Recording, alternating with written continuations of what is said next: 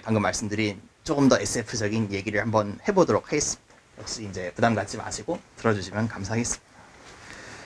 이게 뭐냐면요, 이것도 두 번째는 천생연분이라는 이야기인데요. 이것도 흔한 얘기입니다. 가끔씩 그런 생각 해보신 적 있으실 거예요. 이게 핸드폰을 이걸 쓸 때 여기 이거 있지 않습니까? 스마트폰. 이게 우리가 생각을 하는 건지 아니면 이게 생각을 하는 건지 모르겠다, 그런 생각 많이 하시죠. 그러니까 수업 듣든지 아니면 일할 때도 이거 계속 봐야 되고 불안하고.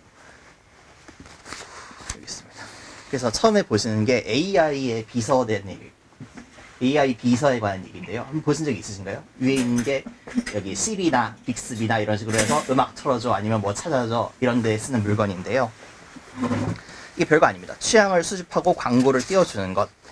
그리고 아래쪽에 있는 건 뭐냐면은, 우리 유튜브는 다들 보시죠.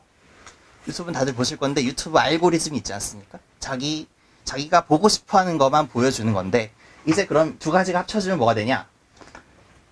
그게 어디까지 갈 건가 한번 상상을 해본 거예요. 어떤 프로그램이 있습니다. 프로그램이 있는데 카메라가 여러분을 찍어서 행동, 생각, 말, 대인관계를 전부 다 기록을 하고, 그럼 데이터 센터에 보관을 했어요. 그리고 알고리즘이 데이터를 추출해서 지금 마케터들한테 돈을 받고 팔지요.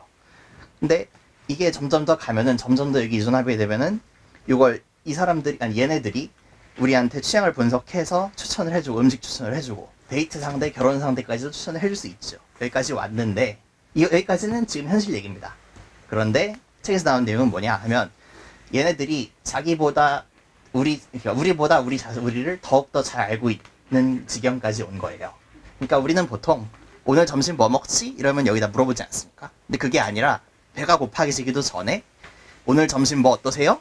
라고 알려주는 거예요. 근데 보면 순댓국이 있다. 근데 내 취향에 꼭 맞는 겁니다.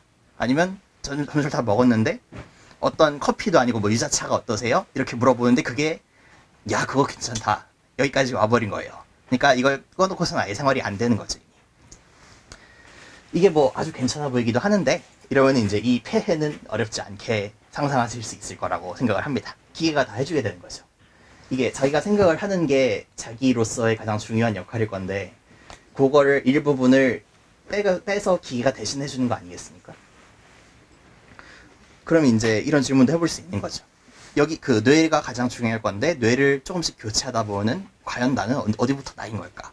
이걸 내 일부분을 갖다 말하자면 그 기계한테 하청을 주는 건데, 이래도 되는 건가? 그러면 점점 더 바꿀 수도 있는 거고요. 이건 SF에 많이 나온 얘기죠. 그래서 이야기를 하자면 주인공은 이제 이런 시대에 삽니다. 우리말로 하면 카카오를 켜놓고 카카오톡에서 계속 그러니까 알려주는 거예요. AI 비서가 오늘 점심은 뭐가 어떻고, 데이트를 하겠다 하면 어떤 여자 어떤 남자가 좋다. 근데 만나보니까 정말 자기 취향인 거예요. 그래서 이것만 켜놓으면 전혀 생각을 안 하고 살아도 되는데, 이런 삶을 열심히 사는 회사원이 어느 날 그냥 모르는 여자랑 우연히 만나게 됐습니다. 이 여자는 방금 요 프로그램에 센틸리언이라고 나오는데 이걸 무너뜨리려고 해요. 그러니까 왜 물어보니까 당연히 뭐 독재 아니냐, 기술 독재. 방금 또 얘기한 우리 상상할 수 있는 온갖 단점들. 당연히 이거 없이 살면 어떻게 살 거냐, 아니면 광고 해주는 거, 이런 거를. 그래서 단점들을 얘기를 하면서 둘이 이제 일련의 설전이 일어나는 거죠. 그리고 방금 말씀드린 데에서도 소설 안에서 아예 실제로 독재를 합니다. 이 기업이 아주 구글 같은 대기업이라 자기 서비스를 금지한 뭐 남미의 세 국가에 쿠데타 사주를 넣어서 쿠데타를 일으키고 강제로 합법화를 시켜버려요. 그러니까 나쁜 놈들 맞죠. 그래서 그 이야기는 이제 그렇게 짧은 설전을 있다가 단편이니까 나중에 가면 이제 서로 작당을 해서 이 본사에 잠입을 합니다. 이걸 망치려는 바이러스를 들고. 그러니까 산업 스파이가 되는 거죠. 근데 여기까지는 이제 흔한 얘기입니다. 들어갔는데 거기서 나오는 본사에 이제 직원이 있을 거 아니에요? 너희가 올 줄 알고 있었다. 여기부터 얘기가 특이해지는데, 아주 신사적으로 얘기를 해요. 너희가 이렇게 우리 프로그램을 망치려고 온 게 너희가 처음도 아니고 마지막도 아닌데, 평범하게 이제 와서 우리 스마트폰 없이 살 수 있겠느냐, 이렇게 편리한 세상인데, 또 우리가 없어도 카카오가 없으면 구글이 오고, 구글이 없으면 페이스북이 오고, 다른 대기업이 올 거다. 사람들이 이걸 원한다. 그러니까 아주 무서운 얘기죠.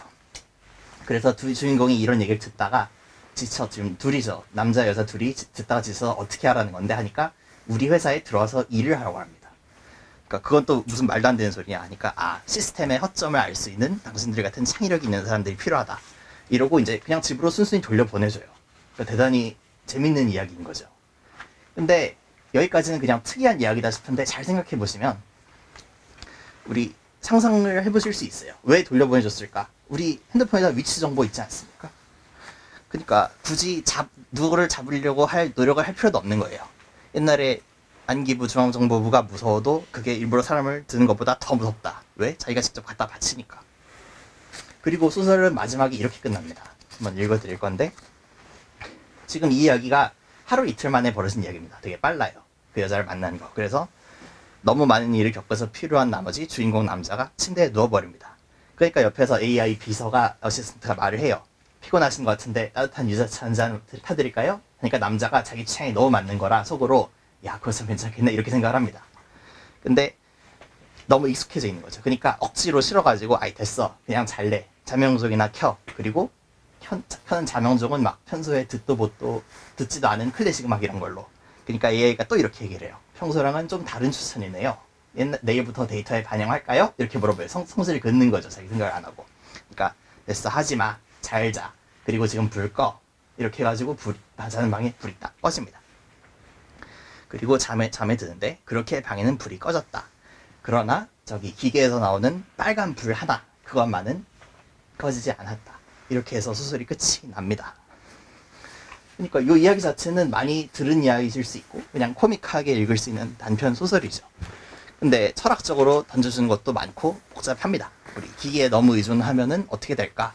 라는 게 정신을 의존할 수도 있는 거고 조금 더 다르게 의존할 수도 있는 거고